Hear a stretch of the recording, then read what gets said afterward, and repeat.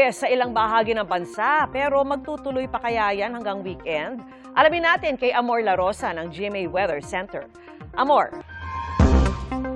Salamat, Vicky. Naku, medyo matagal-tagal pa to, hindi lang hanggang weekend, kundi pati sa mga unang araw ng susunod na linggo pa mga pag-ulang dala ng habagat.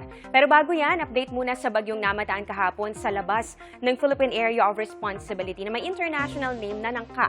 Patuloy na po yan lumayo dito sa ating bansa at napakababa na ng chance ang pumasok pa dito sa ating PAR. Pero kasabay naman yan, nabuo po ang isang bagong low pressure area sa may gilid ng Philippine Area of Responsibility. Huli itong namataan ng Pag-asa mahigit 1,700 kilometers sa silangan po ng extreme northern Luzon. Mataas ang tsansa nitong maging bagyo sa mga susunod na oras. Pero gaya ng tropical storm Nangka, posibleng palayo rin po yung pagkilos nito o pa-northeast at mababa ang tsansang pumasok dito sa Philippine Area of Responsibility.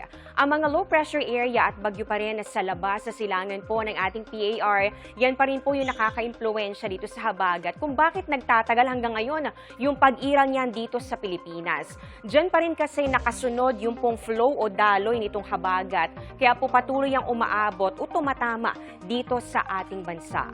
Ayon naman sa Pag-asa, ganun pa rin yung nakikita natin, posibleng bahagyang hihina muna yung habagat, pero patuloy pa rin po yung pag-iral bago po mag-weekend, and by Sunday ay posibleng lumakas yan ulit o ma-enhance ng mga bagong sama ng panahon na posibleng mabuo sa loob o sa labas po ng Philippine Area of Responsibility. At yan po yung patuloy nating imomonitor sa mga susunod nga na araw.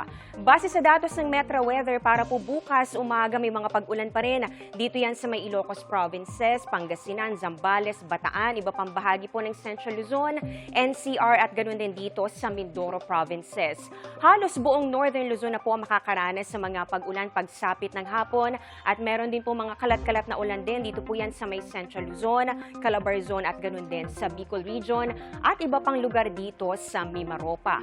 Posible pa rin po yung mga malalakas na ulan kaya nandyan pa rin ang banta ng baha o landslide. Lalo na kung ilang araw o halos isang linggo na po kayo nabababad sa mga pag-ulan. Posible po nahirap ng sumipsip ng tubig yung lupa kaya malaki po ang banta ng landslide at mga pagbaha na rin. Dito naman sa Metro Manila, umaga bukas may mga pag-ulan pa rin. Medyo malawakan pa rin po yan. Nakikita po natin dito sa rainfall map. At pero pwede naman po itong mabawasan pagsapit po ng hapon. Maaari pong sa ilang lungsod na lang yan. Nakita po natin medyo nawawala po yung mga kulay. Ibig sabihin, medyo magiging kalat-kalat na po yung mga pag-ulan. Pero ingat pa rin at mag-monitor sa advisories.